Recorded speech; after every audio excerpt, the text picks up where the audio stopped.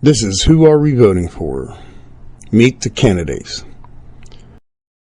I put these videos together so you could put a name to a face to the candidates that you're voting for. So we don't go into the voting booth wondering who we're voting for.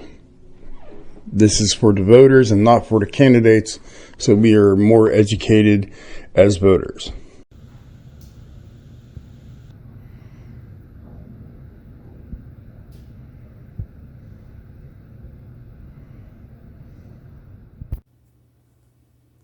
Hi, I'm Tracey Royston, and I was born and bred in Pittsburgh. I grew up in Greenfield after my parents split up and we lived with my grandparents. I lived with a single mom who worked 2 jobs while going to school at night to make sure that I had whatever I wanted.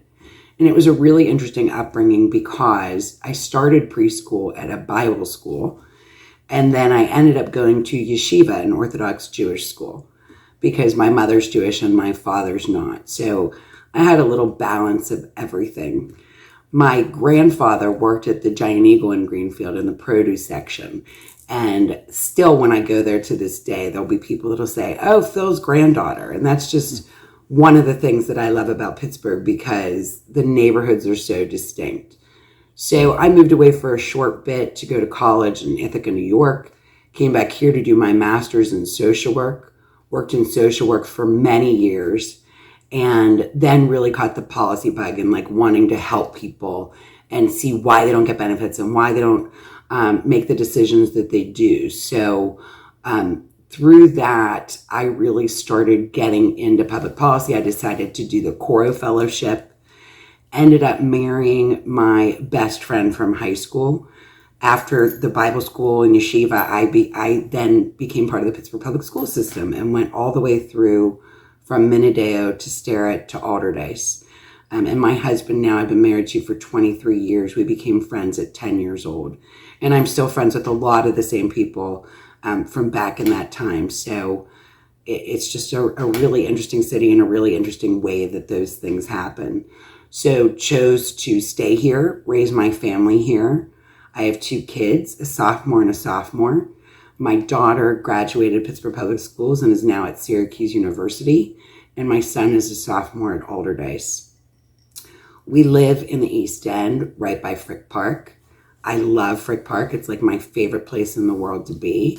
And you can often find me walking the trails there, talking to all the many different, glorious, amazing, different people that are there. With my dog, she helps me to make friends there. Maisie, she's about 8 years old and she's a rescue and she definitely completes our family. I feel that I should run for city controller because I was honestly really compelled to do so. I knew that I was the best person to serve in this role for a number of reasons. One of the most important ones is that I served as the acting controller at the county level. And during that time, I really accomplished a lot. I helped to bring workers from $15 an hour to $18 an hour, which is something I want to do in the city also. I also looked at our workforce and made sure that it was equitable and that people were getting paid what they deserved across the board.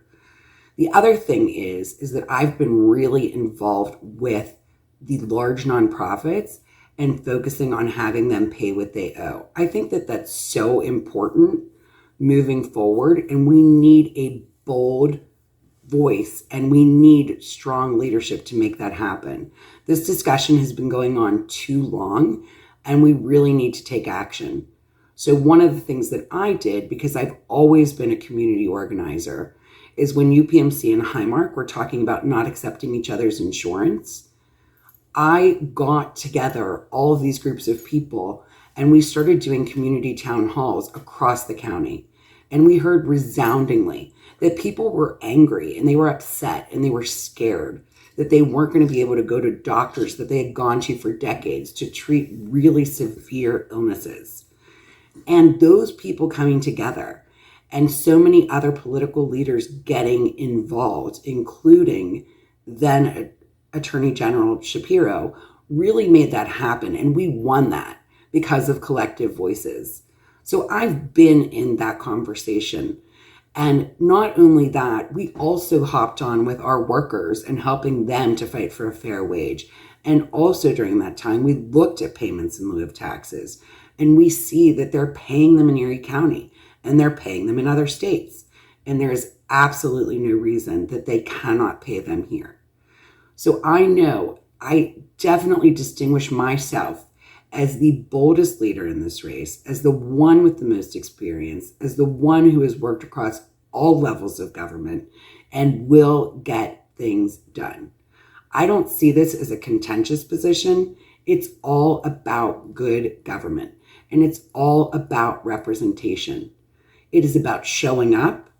It is about responding to the taxpayers, because that is the role, is the watchdog for the taxpayers. And I will always do that. And I will always have an open door and always be out in the communities to be responsive to people and their needs. The skills that I have to run for city controller are that I am a proven leader, I'm tenacious, I'm compassionate, and I am a true community builder. And among all of those things, I have the lived experience to do it. So the proven leader part is that I've served and I've legislated in the role as controller. The compassionate part is that my background is in mental health, and I really care about people. I really care about hearing what the people's needs are, because I don't think that you can govern from Grand Street. If they're telling me in Homewood that their biggest issue is that their streetlights are out and they've been told that there's no money to fix them, I'm going to roll up my sleeves and I'm going to say, why is there no money to fix them? Our neighborhood's getting funding equally, and that's really important. The other thing is that I am tenacious. I will follow up with something until it is done. I won't take no for an answer. If you're wrong, I'll tell you you're wrong. If it's for the greater order to fight for what is right, I will always and consistently do that. I also have the lived experience. I'm from here. I'm a product of Pittsburgh Public Schools.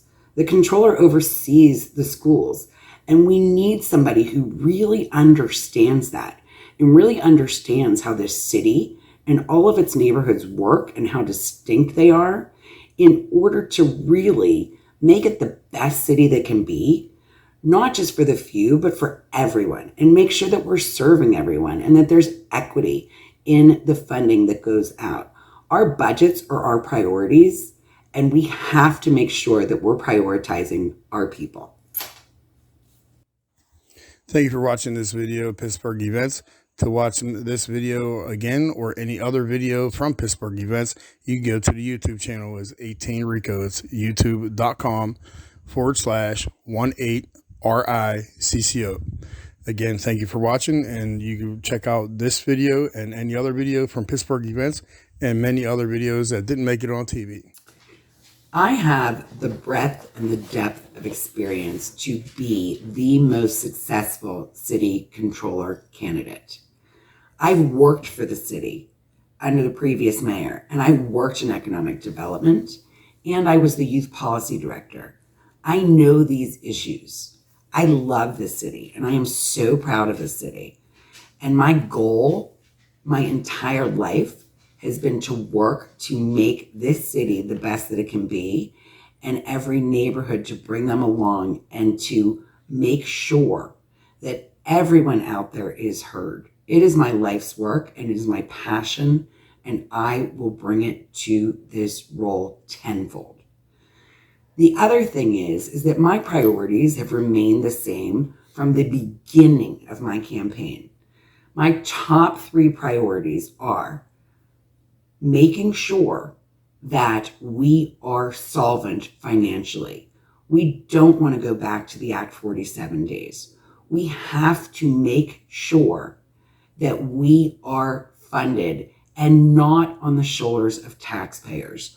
We have to make sure that our large nonprofits are paying what they owe. They can pay payments in lieu of taxes.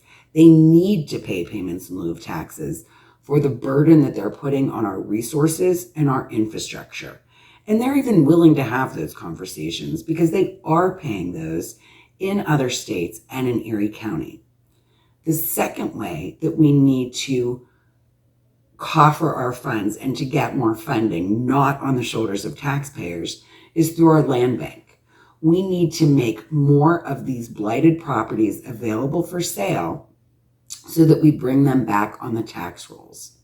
In the time that we've had a land bank, we have rehabbed and sold 0 properties.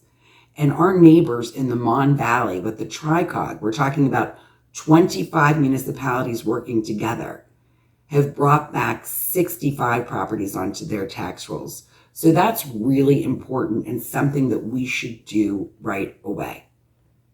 We need to really pay attention to this because the COVID funding is soon going to dry up. And there's going to be some movement with property tax appeals. And again, we don't want to push people out of the city. We don't want to make it difficult for people to maintain their homes. So we need to make sure that we are pursuing pilots, payments in lieu of taxes, and we are strengthening legislation around our land bank so that we can make sure that that moves forward and those properties are back on the tax rolls. My second priority is with Pittsburgh Public Schools. I cannot say this enough. I am a strong proponent for public schools because I truly believe that we need healthy schools to have healthy communities. And right now we're hemorrhaging students. Part of that can be back to the conversation about people not being able to afford to stay in their houses. But another big part of that is that there lacks oversight with the Pittsburgh Public Schools. The city controller gets 25% of his or her salary from the Pittsburgh Public Schools. And there has been a lack of presence there. And there really needs to be more accountability on that level. Last year, I testified because the Republican Auditor General wanted to cut the funding and the Department of Oversight across the state for public schools. Well, because they had the Republican majority, they were able to do that. But we're in a very different time now. We have a Democratic majority, and I truly believe that a controller is responsible for bringing all of those resources and all of that data to the table to affect legislation and make change and make it happen. Because this office is not just about accounting and auditing. It is truly an office of possibility. And we need to realize that, and we need to make these things happen. My third big priority is communities. I've talked about it before, and I will talk about it again. You cannot govern from Grant Street. You have to be out there listening to what the people who elected you are wanting in their neighborhoods. And you have to make sure that those needs are met and that they're prioritized, because people are our greatest asset in this city. So I want to make sure to continue the listening tour that I've done during my campaign, during my term as city controller, and I will do that wholeheartedly. In my business cards, I've given out my cell phone number because I encourage people to contact me directly when they have issues, because I want to be responsive and I want to have an open door. Right now, there are too many people that don't even know what a city controller does. And I think that's really shameful, because that person is the person that you elect to serve and represent you. So you should know what a city controller does, because the city controller should be out in your neighborhoods serving you. And finally, I would just say, in relation to serving communities and being out in communities, as I said, people are our greatest asset. And I love the people of Pittsburgh. We're rough, we're gritty, we're a little bit quirky. But honestly, the people are what make this city. And I enjoy every day going out and knocking doors and meeting people in the park and just meeting people through the different work that I do. And I feel a great responsibility to all of those people, because I am one of those people. I'm from here. I have been across all these different neighborhoods, not just because I've lived in Greenfield and now Point Breeze, but a long time ago in mental health, I worked for Northern Southwest. So though I lived in the East, I was also covering all of the bases there. So I love all of these neighborhoods. I love all of these people. It would be my great honor and passion to take that service to the next level. Thanks for watching the video. Make sure you hit the like button and subscribe to the channel so I can bring you more videos on subjects like this and many other topics. Please leave any comments in the comment section. Any questions or comments, I'll get back to them as soon as I possibly can. Thanks a lot for watching. Hope you have a great day, and I'll see you in the next video.